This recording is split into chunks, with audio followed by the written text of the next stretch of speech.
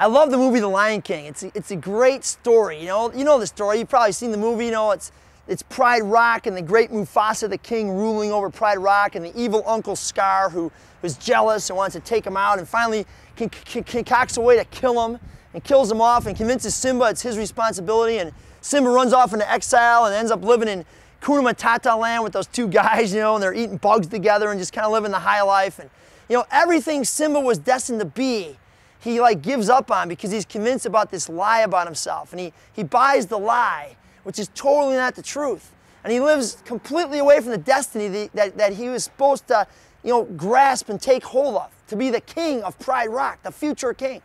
And I love it at the end of the movie because the medicine man monkey guy finds Simba living with these guys, and he says to Simba, you know, the problem is you don't know who you are.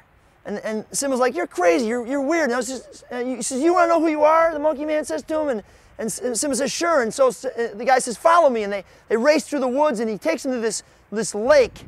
And he says, look there, that's who you are. And he looks in there and he goes, that's just my reflection. He goes, look harder.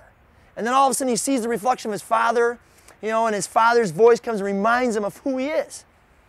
You know what I think with a lot of Christians? I think our problem is we're just like Simba. We've bought the lie about ourselves and we don't know who we are. My Bible says we are the children of the King.